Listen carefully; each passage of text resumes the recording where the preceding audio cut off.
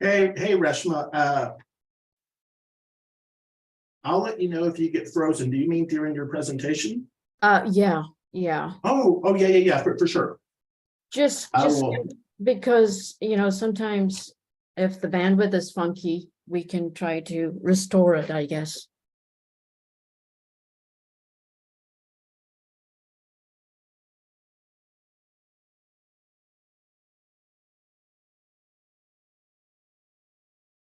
Yes, I will definitely let you know. And I'm sure you're familiar that it'll be an hour session, so Yeah, we'll have to end pretty much on time on the hour. we end at the hour. Okay. Now, it says on my screen, somebody is waiting to enter the room. Should I say admit, or would you be admitting people?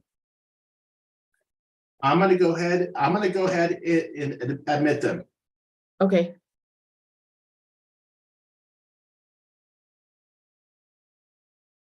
I'll be admitting people. I have my eye on it. Okay, sounds good. So, Reshma, just so you know, there's a bad echo when I'm talking to you. There might be a little delay.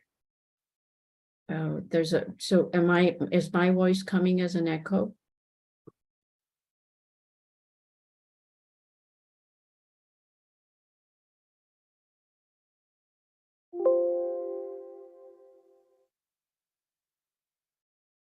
No, your voice is fine. Okay. I'm just gonna start using the meeting chat that way. Oh, no. Let me see. I don't think I hear my voice echoing anymore. But yeah, I'm gonna go ahead and I'm gonna admit the people that are asking to come in. Okay, sounds good.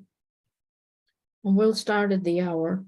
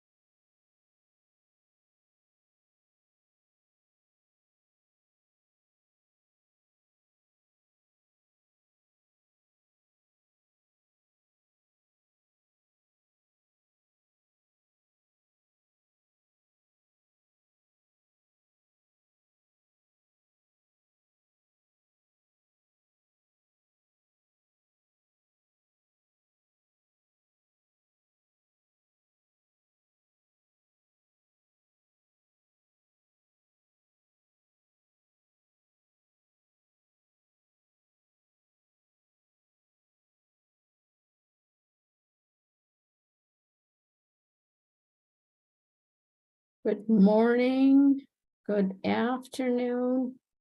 My name is Reshma, and you should be in the My Life, My Story workshop. Right now, that starts at 10 o'clock Pacific Standard Time. So if you will just join in and we will get started with a mindfulness practice. And I'm going to turn my camera off so we can be mindful. So let's start by settling into a comfortable position and allow your eyes to close or keep them open with a softened gaze and both feet flat on the ground. Checking in for a moment with the sensations of the body. What emotions may be present in this moment? Notice as best as you can what your mind is doing and letting it be. Just letting yourself be as you are in the moment. Bringing awareness to your breath, noticing the sensations of the breath. Let's begin by taking a few long, slow, deep breaths, breathing in fully and exhaling fully.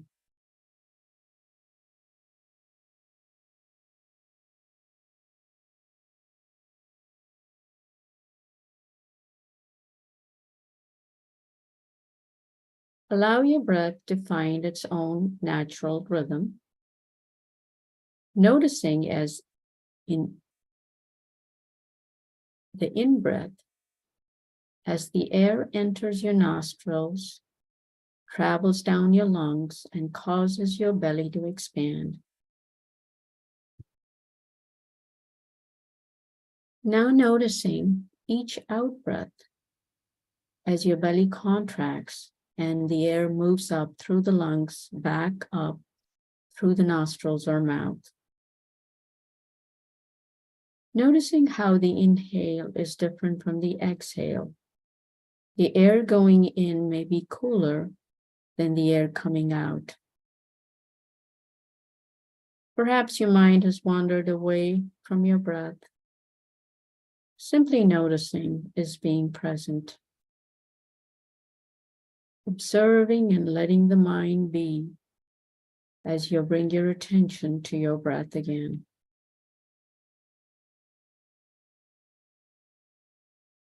As this practice comes to an end, slowly allow your attention to expand and notice your entire body.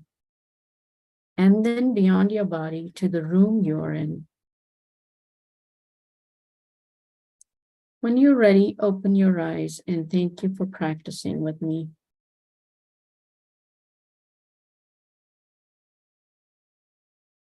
All right. So, welcome everyone. Thank you for being here to the My Life, My Story workshop. And my name is Reshma. I'm not gonna go deeper into my bio because I'm sure you've seen it when you registered for it. But I'm a nurse educator and I work for the Portland VA Medical Center, which is part of the largest healthcare agency in this country and perhaps in the world as well. We serve a very niche population, and that is the veterans. So without further ado, we're going to jump into our objectives. So the objectives of this workshop is to inform you about this very innovative program that we have at the Veterans Affairs called the My Life, My Story program. It's based on the principles of narrative medicine.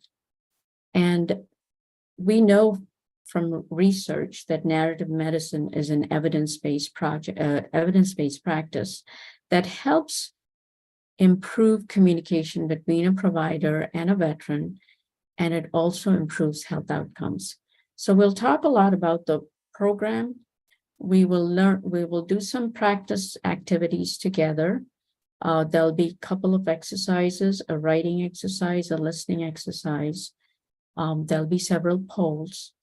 And then we will talk about how you can design a storytelling program in whichever sector you work, whichever population you serve, because this program is very universal in its use.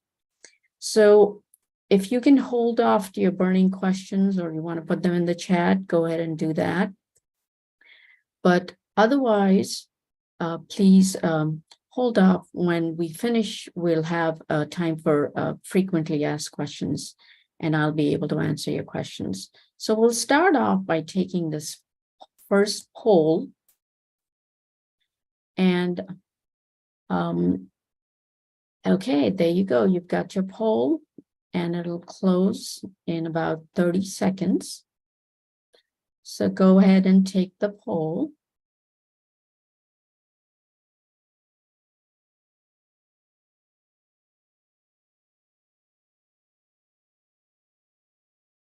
Okay, I see most people are at the 35%. Okay.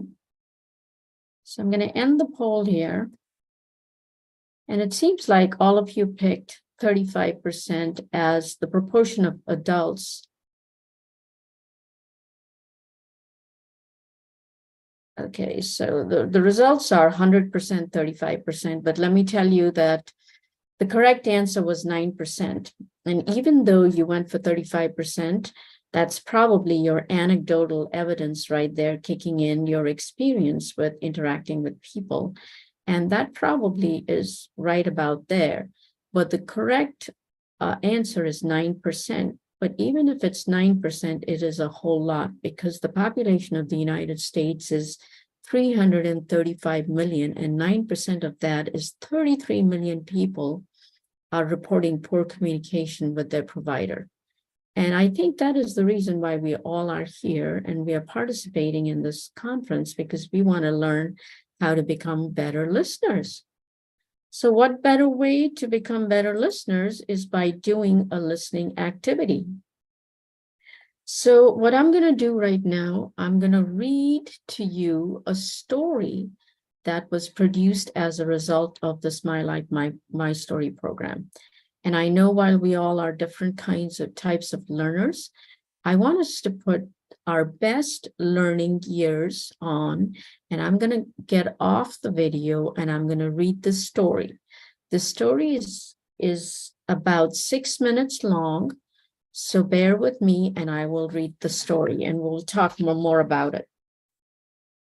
So this is the story of Lonnie. My mother was a very strong-willed woman, and she controlled us with an iron hand. If you didn't do what she told you to do, she'd knock you across the room. Because I was a mischievous child, I got tired of being knocked across the room. I didn't learn very well, so one day I was going by the recruiting station. I was only 17, but I went in and volunteered. I used my stepsister's name, which was the same as mine, and she was a couple of years older than me, so they took me right away. We got on the train to go to Fort Oglethorpe, Georgia, and we arrived there in the afternoon. That evening before bedtime, they played taps, and we were all lined up as they brought the flag down. I thought, that's nice, but it really didn't do anything for me.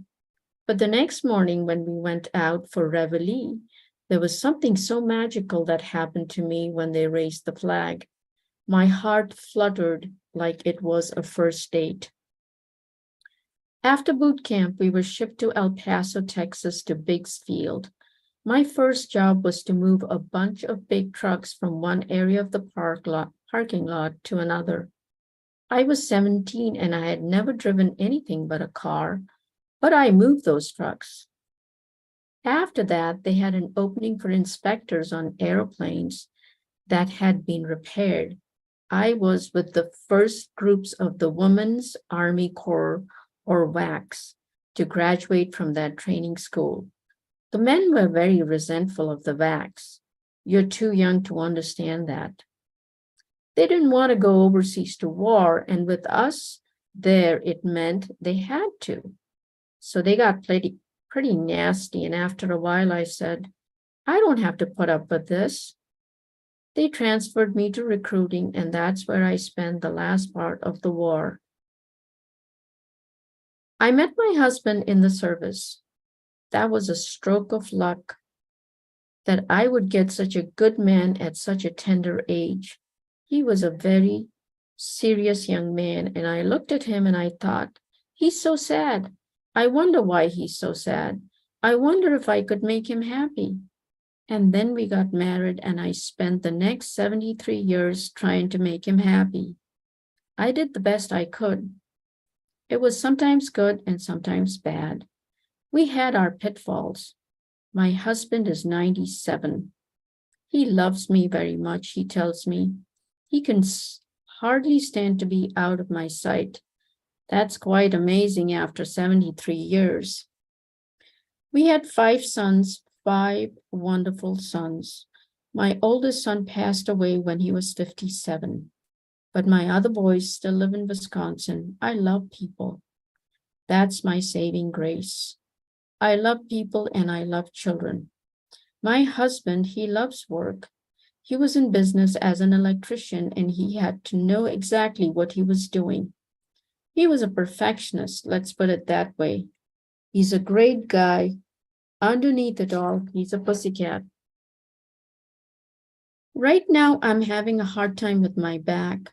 When I was younger, I was in a gas explosion, a backfire of a gas furnace. It blew me from one floor down to the next floor. It broke my back and dislocated my organs.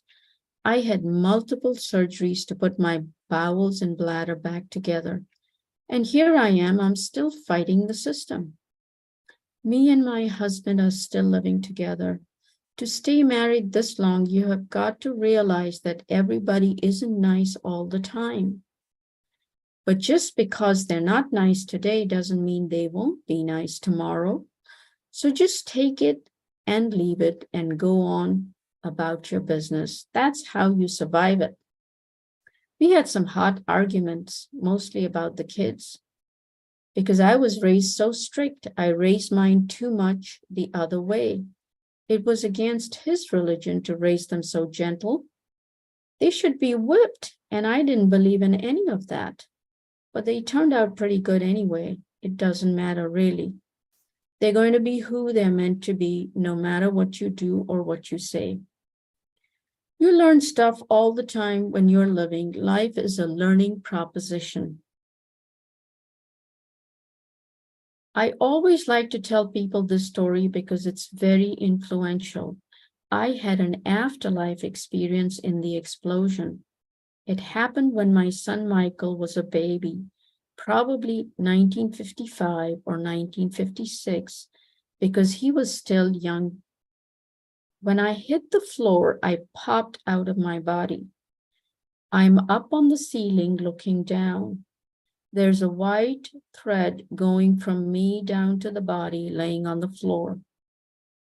The body laying on the floor is like an empty envelope. It's me, but it looks like me. It was such a wonderful feeling. And then Michael let out a yell and I popped back in just like that. If that child hadn't cried, I'd be gone. And here we are today. This is the 3rd time I've been in the Veterans Hospital, and there's no better care on earth than here. They have saved my life a couple of times, but here I am, sassy as ever. And as I talk, all these memories are flooding through my brains. And because I'm not feeling the greatest, I'm a little poorly organized in telling the stories. But I have such great love for the United States, and it goes back to the time when my heart fluttered for the flag going up. That was just such an awesome thing. And when I arrived here Tuesday, I was in such pain. But when I got out of the car to come into the hospital, there was a whole line of soldiers sitting there out in front, and they applauded me. That brought tears to my eyes, and I'm not a crier. It really touched a deep spot. So that's the story. It's kind of hit and miss, and you'll have to do the best you can with it. All right, so we listened to the story.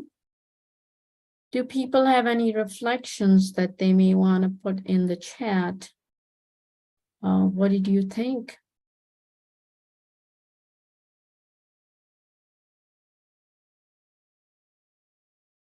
All right, so if you think of something, put it in the chat and I'll go and circle back to it again. But for me, that story was very impactful when I first read it.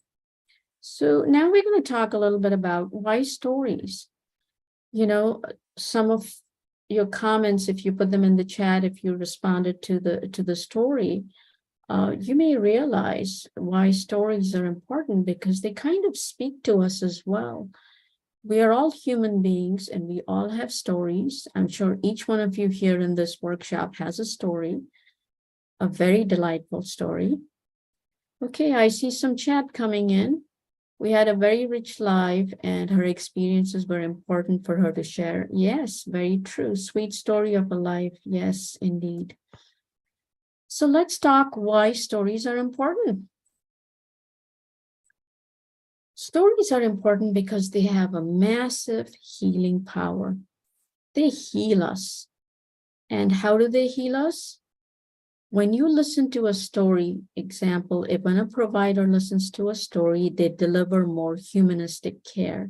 And what is humanistic care? Humanistic care is care that shows empathy, care that listens, care that makes us a better provider, right?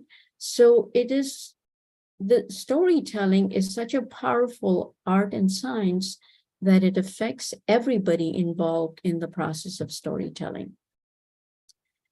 When the patient retells their story, they realize about their own resilience. This is a big one. As you heard in Lonnie's story, and as some of you are talking about, one of you say it's a beautiful story, many, many years of marriage, love that she talks about working with the bad and good. Very true. So she is, as she's telling her story, she's also sharing what worked in her life. And that shows her resilience that, yeah, there were some days that were good, some were bad, and nobody's going to love you all the time. Some days they will, show it a little more, some days no. So she is, as she's telling her story, she's realizing her resilience and she's sharing it with the provider.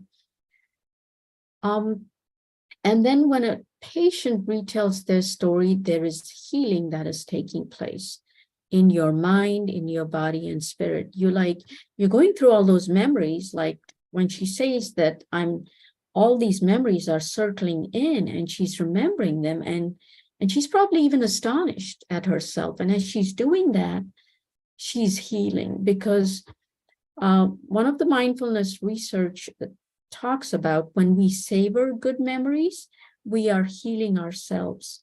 It's like you heal. Her story lets us empathize with her to find common ground to make a connection on a personal level. Thank you for that. That is very true. So I wanted to share some quotes from both sides of the aisle. And right now, the 5-year post-implementation study research says that 94% of the staff indicated that they had read the My Life, My Stories in the electronic health records of the patient. And over 86% agreed or strongly agreed that reading those stories was a good use of their clinical time and for them to provide better care. So this is just a few quotes. The provider says the things they said have changed how I look at things. It's changed who I am. Pretty powerful, right? So it's a win-win for everyone. A veteran says it's important to me to let them know, even though there were bad things that happened to me, there were also a lot of good, positive things I got out of the military, which is what Lonnie shares as well. So life is a mixed bag, right? Taking the good increases neuroplasticity. Thank you for that. Very true, because it's almost like that's a driving force for us to build our resilience And resilience overall has a very healing effect in our body because it builds us from inside out. It's not from outside in, but inside out, which also follows the properties of gravity because it's a lot easier moving inside out than outside in. So let's talk a little bit about what our current model is. And I'm sure, as you all know, the pandemic exposed a lot of things in our healthcare that we need to see reformed and really changed. And one of the things that it showed us is there's a lot of disparity, there's a lot of inequity, there's a lot of, things that need to be done much better at a systemic level. So we have to currently rethink our model. Right now, our model is what's the matter with you rather than what matters to you. And the VA has done a very good job of basing all the healthcare they provide for their veterans on the framework of whole health. Now, if you're familiar with the VA, or if you work for the VA or know somebody who's worked for the VA, ask them about this whole health framework. And it's a great framework because it starts from the point where it says, what matters to you rather than what's the matter with you? And it's based more on prevention, because when we promote health, we also prevent disease. So we are in the business of promoting health and preventing disease. So our current model is very sterile in the sense it's like, okay, what's your alcohol consumption? Are you a tobacco smoker? What's your this history, medical history, physical history, psychosocial history?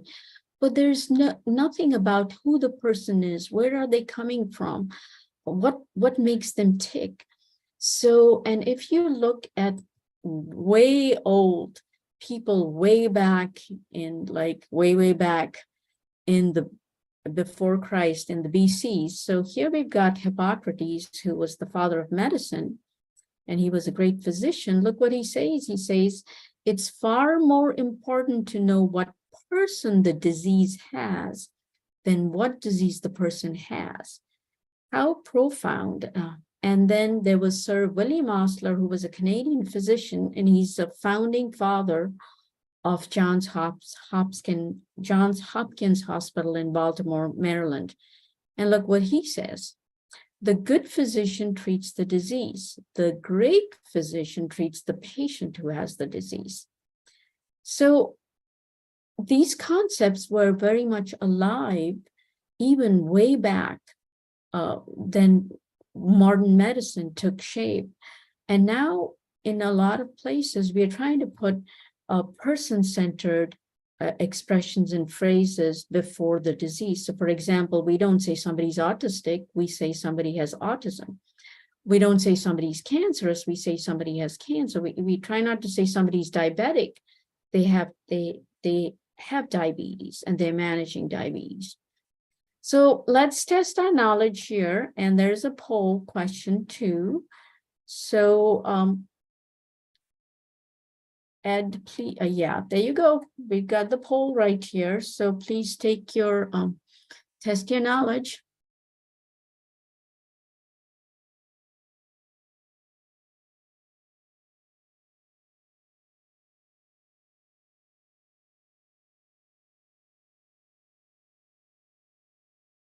Okay, we'll give it another 5 seconds and we'll close the poll.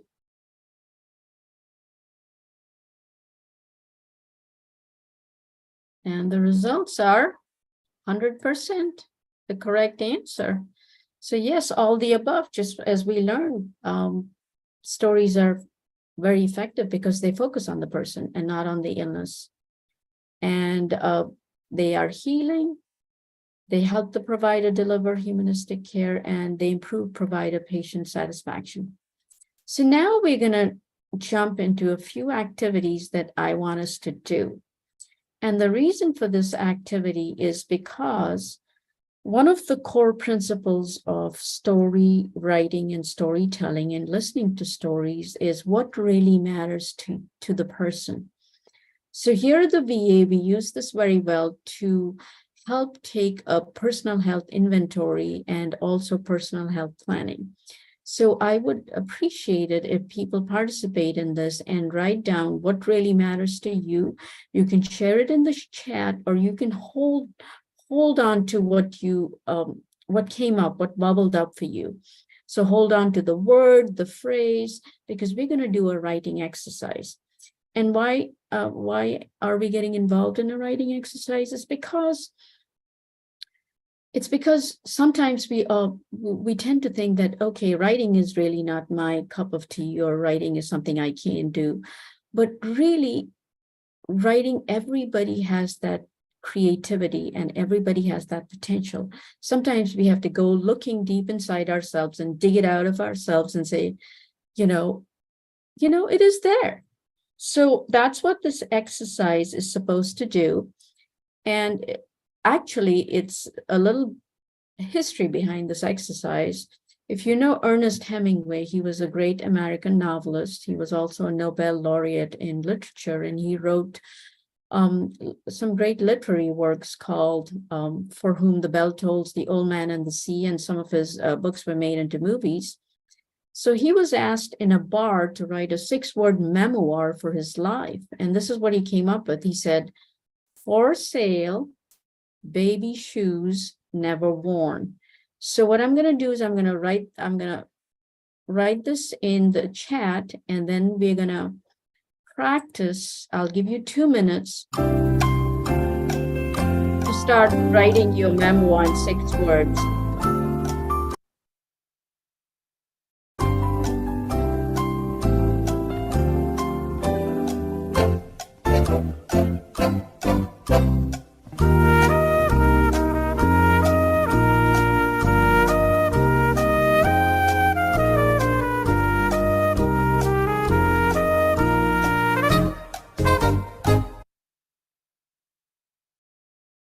Oh, I'm sorry.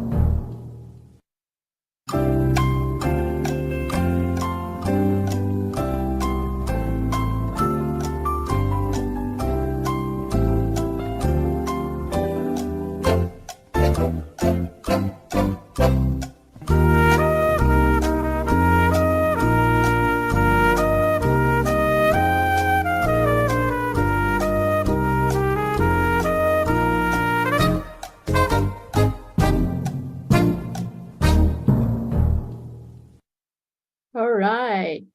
Let's see if people want to share a few things they came up with. And you can put them in the chat. Okay, retired, simple yoga, nature-loving human. Very beautiful. Okay. It's not too difficult. Good hands and heart to heal. Very nice.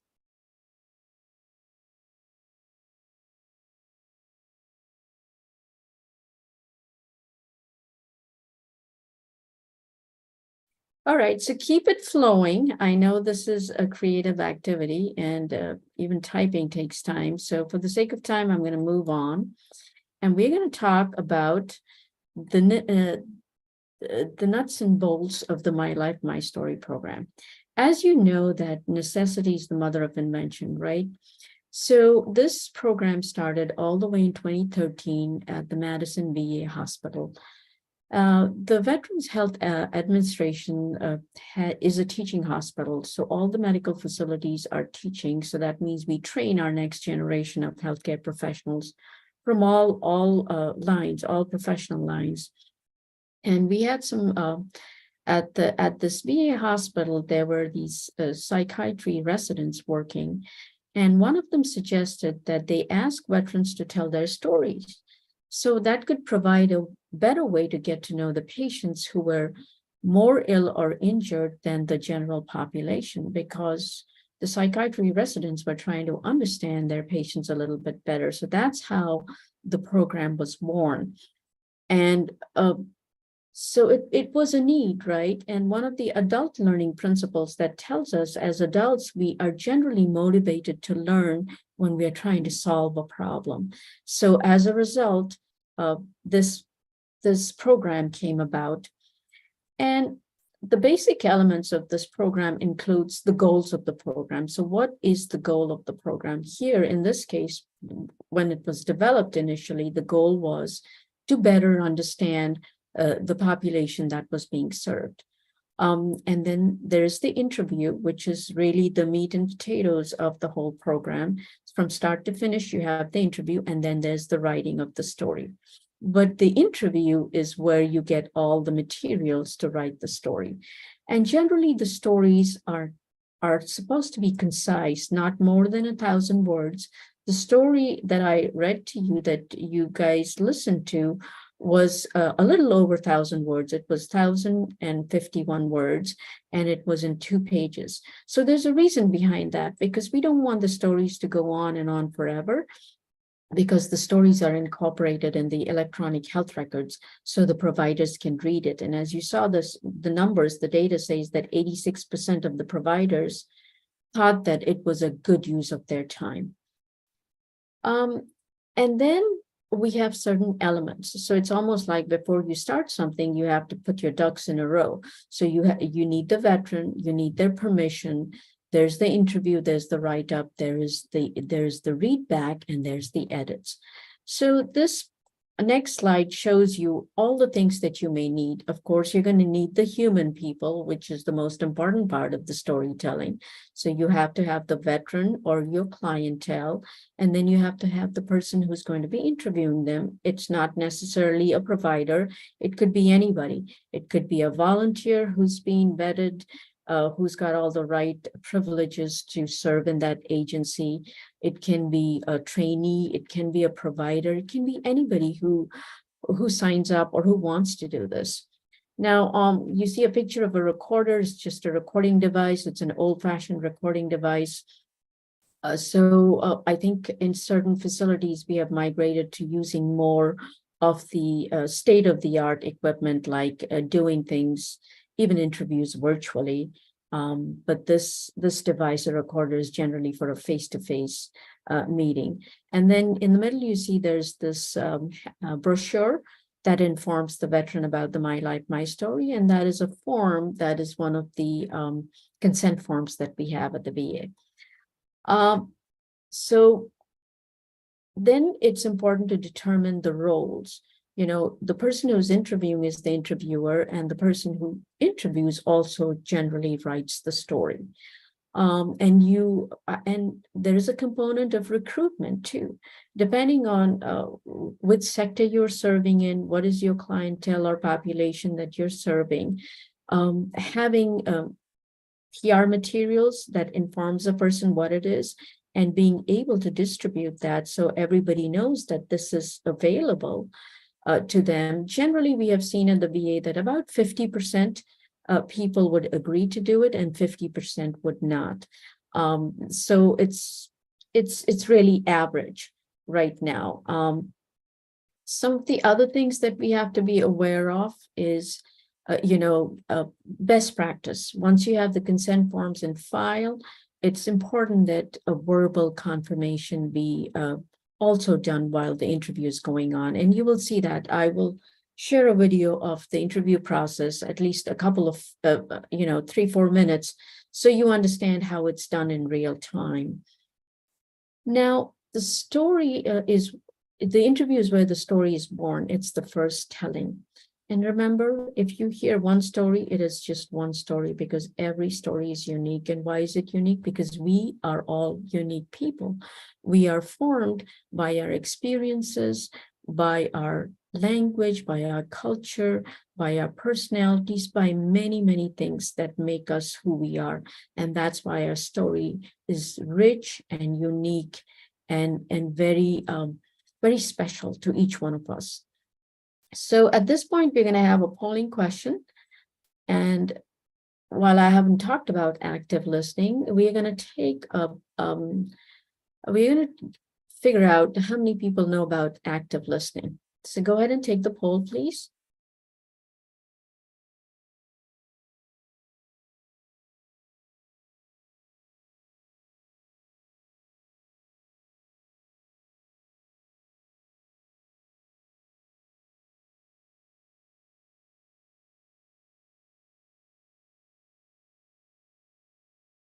Very good.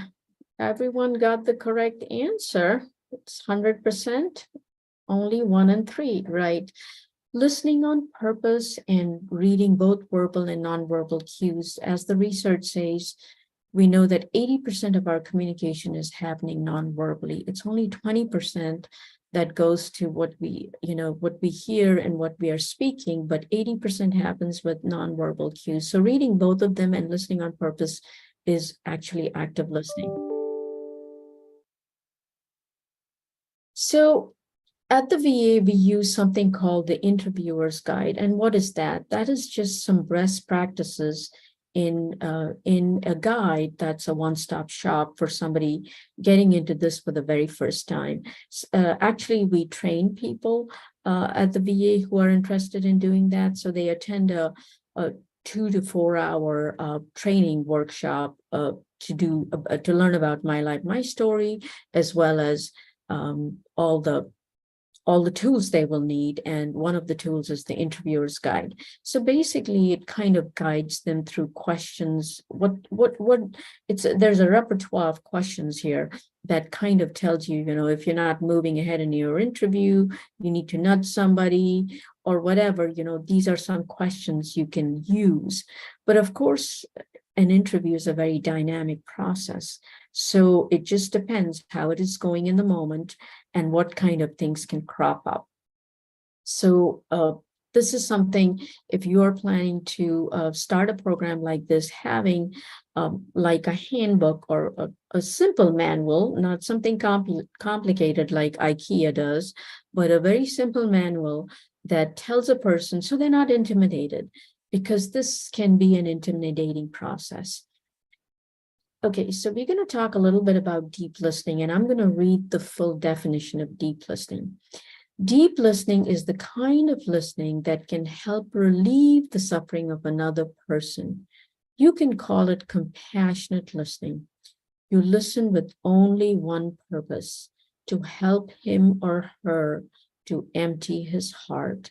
That's such a beautiful definition, and it really gets to the heart of deep listening. So what are we doing? And if you break down that definition, those are all the things that you're doing when you're deep listening. You're using your eyes, you're giving eye contact as much as it feels appropriate in that moment.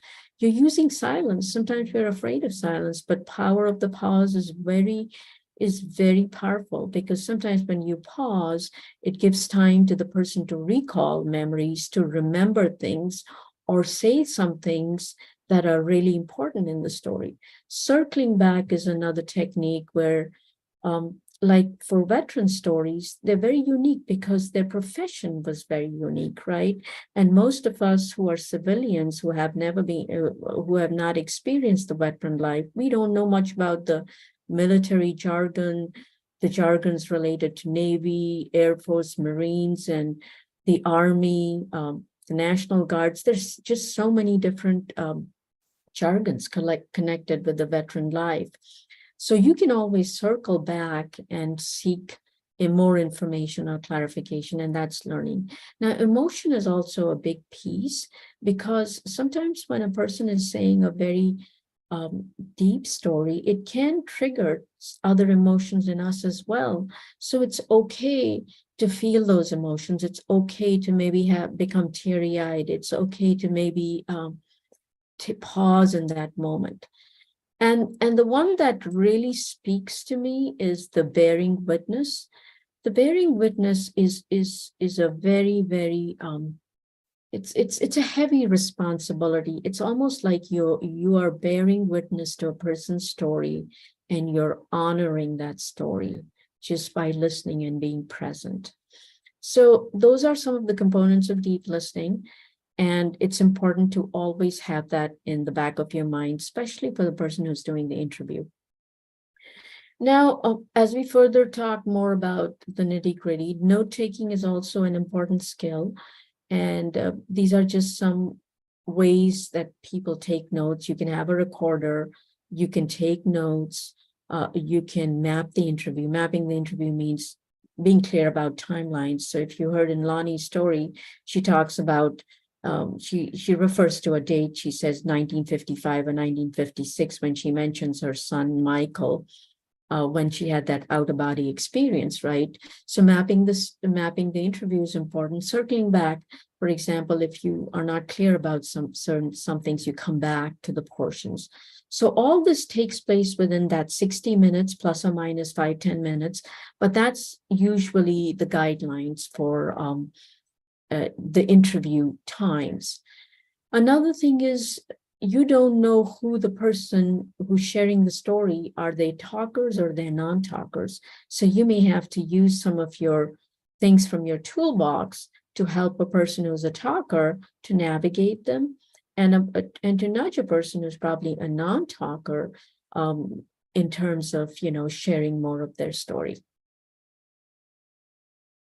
So now, this particular slide talks about what if there are interruptions, there's refusals, there's visitors. So as you can see, this slide is really talking about a scenario. If you are doing an interview in an inpatient setting and the veteran has agreed, or a patient, if you belong to a hospital and you're a provider in a hospital, or you work in the hospital and you want to run a program like this, then these are some things to be cognizant about in that particular setting.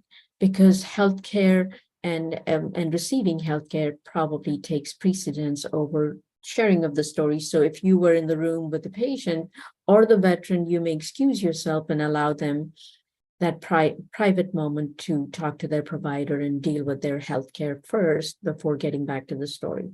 And sometimes you may have to be creative. If the session has to be broken up into 2 different sessions, because it may be too much for the person, then it can be done. So what I'm trying to point out here is there are all kinds of ways to be creative with this. As long as you have the heart of storytelling, it can be created in any whichever way that fits your goal, your agency's goal, and your vision and mission for your population that you serve. Now, another big piece is the writing. So when you are in the interviewer, you're also taking notes, you're also writing, and generally the interviewer is the writer. And you're not just a transcriptionist, because you have that responsibility of writing the story in a way that brings out the voice of the person whose story is being told. So it needs to be non-judgmental. It needs to be written in first person and captures the voice. It's non-diagnostic because we are focusing on what matters to that person. As you saw in Lonnie's story, what mattered to her husband. He was her soulmate, kind of her life partner all the way till 97 years of age when the story was written. For 73 years of marriage, through the ups and downs and highs and lows. They lost a son, but they were still together. How beautiful is that? So bringing that out is important. It's written in first person. And, you can also ask the question, what do I include and what do I omit? Quotes can be important things. Keeping the story short, 1 to 2 page, about 1,000 to 1,200 words maximum. And then there's always the writing considerations about what to leave out, what to tone down. So while we are not curbing free speech, sometimes we have to find a good balance. For example, when people are telling their stories and they had something impactful happen to them, then they can get emotional and use certain words. But if there's too much of that, you may want to tone it down a little bit. You may think of certain things to leave out, things that are kind of on the sidelines, like miscellaneous, like somebody's political ideologies that really are not shedding any light on the story. That can be left out. Any personal identifying information, and of course the names are changed in the story, so we maintain confidentiality and privacy.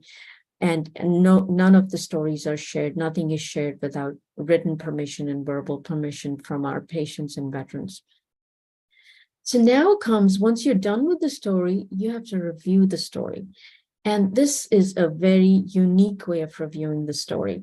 So once the story is written, you go and read the story to the person who told you the story, in this case, the veteran. So, and this is a very, very special moment, because now the veteran gets to read their story in first person. You are going to read the story to the veteran, but it's written in first person. And there have been anecdotal, feedback from the veterans is how powerful that was to them, because, some have wept, some have just been, amazed by the end product. They didn't know they had it within themselves, because a lot of times people don't participate in this because they think, what will I share? What will my story do good to anybody? But in this part of the program, when their story is read to them in first person, it's a very beautiful experience. It's just a bonding experience. It's just a healing experience. It's just an awesome experience. So people who are in this have told me that they have really, really, if they had been shy initially, but just doing this part, they have been sold with the program, because they're like, okay, I want to do my second one. It's almost like if you run a marathon, either you don't run it, you hate it, or you're like hooked on. So this is the part where it'll hook you on. Then what do we do with the stories once we have it? So the final approved story, once the veteran or the patient checks off and gives their blessings to it, and they say, okay, this is. And sometimes what has happened is we've had veterans want to have a longer version of their story that they ask for printouts that they can share with their families. And the shorter version has been put into the health records. So this is just our health records. It's a copy of the health record that shows you where the story can go. You see where it says my story. Okay, and this is a story that was entered. Now I'm going to show you a quick video about, we'll play about a couple of minutes, and this, you get to see the person who is interviewing is the manager of the whole program nationally. And this is a veteran, and you can find this YouTube video on the website, on Google. And it's about 62 minutes long, but I'm only going to share a couple of minutes so you get an idea of how the interview started, what it looks like. So let me play that, and I'm going to come off video. So we will just.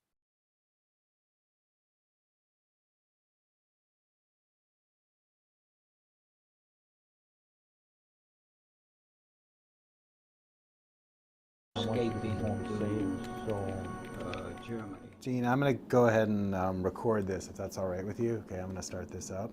This is so I can write up the story, and I'll get going. Okay, it's October 28th, 2014. It's 1 p.m. We're at the William S. Middleton Memorial Veterans Hospital here in Madison, Wisconsin. And my name is Thor Ringler, and I work with My Life, My Story program, where we interview veterans about their life stories. And today I'll be interviewing Mr. Gene Batchelor about his life story. And before we start, Gene, is it okay with you that I'm doing this interview? Certainly. Okay. And then I also want to note that in the room, videotaping this are Tweety Productions, Dan, Greg, and Sandy. And so we'll start from there. And I'm just going to put this over here, and we can get going. All right. Just a second. There we go. Okay, that's good. All right, so where would you like to start? I was born in Platteville. Okay, it's a good place to start. Yeah. Went to school in Boscobel, Wisconsin. And what year was that you were born? I was born in 1943. Okay. I guess I'm like fine wine. The older I get, the mellower I get. Anyway, And what about your parents? What did your mom and your dad do? they were in the iron and steel business. Okay. Yeah. My mother would iron and my dad would steel. Okay.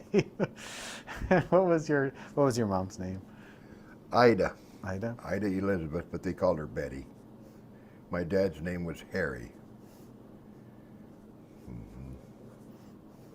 And he was quite a trap shooter. He won a lot of awards and that for being a trap shooter. Did he make money doing that? Was that something he made? Well, it wasn't a thing that he made money on. He just enjoyed doing it. I asked him one day, I said, how many pounds of shot have you shot in your lifetime? He said, about 2 tons. That's a lot. That's a lot. Yeah. And so, what did he do for a living? He's a carpenter. Okay.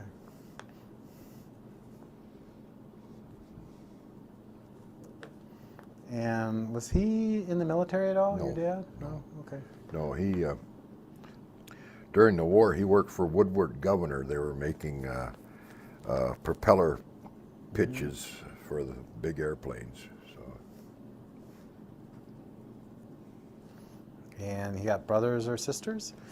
I have 2 older brothers and Okay. 1 younger, no sisters. So you were the third one? Yes.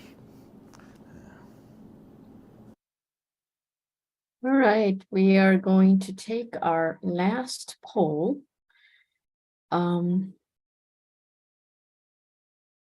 Stories are remembered up to blank times more than facts alone. So choose your best answer.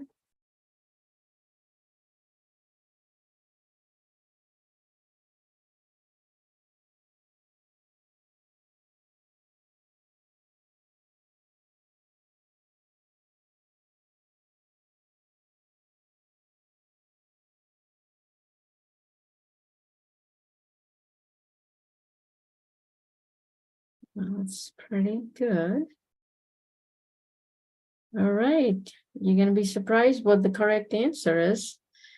You guys were pretty close. The people who clicked on 20, actually, the correct answer is 22.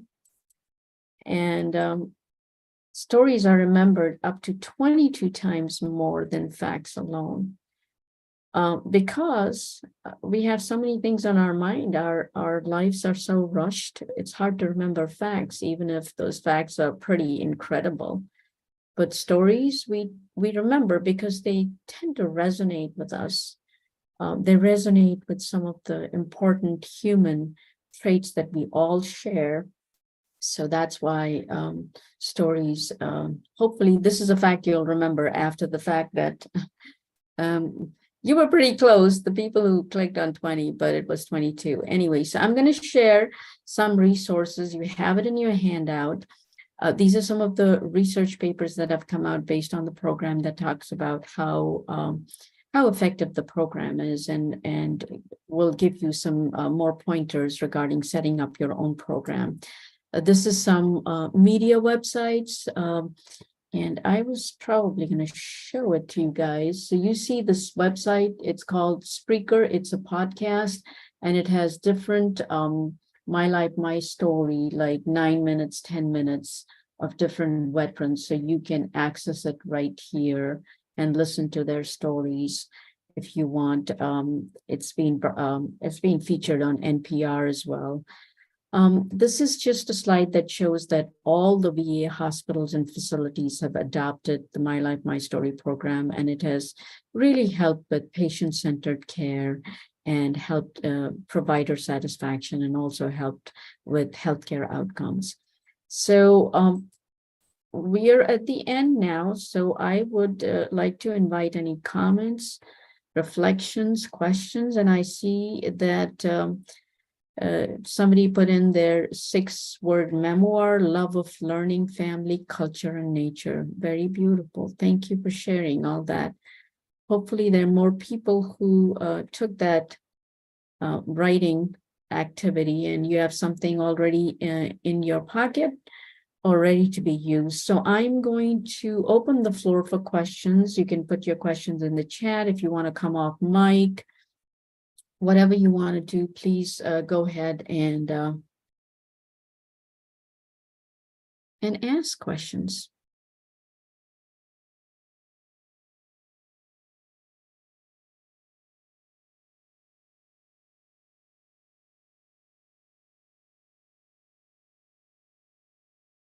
Oh, okay. Yeah, that's a very good question. Thank you, Michelle, for putting that in. Yes, actually, we have at the VA, we have a abbreviated version of the My Life, My Story called a Take 15 program. So what we do, it's not the way you have posed the question, but it's between staff members. So we train people to be poets and write poetry or prose, and an employee who's wanting to share a little bit of their story within 15 minutes. So generally the interview runs for 15 to 20 minutes and they share a little bit of their story because 15 minutes is not going to do justice to anybody's story. But I'm a volunteer in that program. So I listen to the employee's story. I generally recommend, what is a story that you want to encapsulate as a poem or a prose? So share that, and it makes it easier for them to share that. And then it's written down as a poem or prose, and it's given to the staff person. And usually the responses that have come in is, it's a very nice activity. It's very cathartic. It's very therapeutic and healing. And it's both ways. There's great satisfaction with the person who hears the story and writes the poem, and the person who shares the story and anticipate, waits in a positive way to get their poem back. Yeah, thank you for asking that question. That's a great question. Storytelling is a great way to find out about patients and the actual issues that concern them. I use the method while working as a health educator and found that patients have so much to share and very few people to listen. Very true. Thank you so much for putting that comment in the chat, because yes, it's just the health is one aspect of our lives. We are much more than the health problems that we come into a provider's office. And when you hear a story, you can also use it for motivational interviewing, because people who are trying to come in and be involved in programs, mental health programs or weight management programs, or any program that is requiring them to change their habits or requiring them to change their lifestyle, something that they want to improve on, then knowing their story helps you find the internal motivators. And that's why at the VA, we have the whole health program that always asks our patients and our veterans, what matters to you? And sometimes they will say, that's a pretty loaded question. Where do I go? And there are techniques to help guide people through that, because we haven't asked this kind of question from people, but the more we ask, people are going to get used to it because it comes as a breath of fresh air. So any more? We have 2 minutes now. Okay, I have a question. Has my life story been used outside of the VA? Well, that is why you're here. So if you want to get off, come off mic and let me know which sector you're serving in. Maybe I can further expound on that question with an answer. But as far as I know, that the tenets of this program can be used in any sector. It can be used in the social service, human services. It's going to be a very, very special, it's going to be a very useful program, especially in the mental health sector, because, or even in education. You mentioned having medical care come first, and that sometimes you might need to pause for a provider or do 2 separate sessions. Is the program done in the inpatient? Yes, we do the program in the inpatient setting, as well as outpatient setting, as well as in the medical facilities that are in the rural areas or in the suburbs. So it can be incorporated anywhere. there just has to be, first we need to let people know that this is available. And once they know it's available, then it's almost like knowing what's available in your menu. You can't pick an item in a menu if you don't know if it's available, right? So it's the same thing. So hopefully that answers your question. But we are at the hour, so I'm going to be respectful of people's time. But thank you so much for attending this session. Hope it was useful to you. It met your objectives. And have a great rest of your conference day. Thank you very much for attending.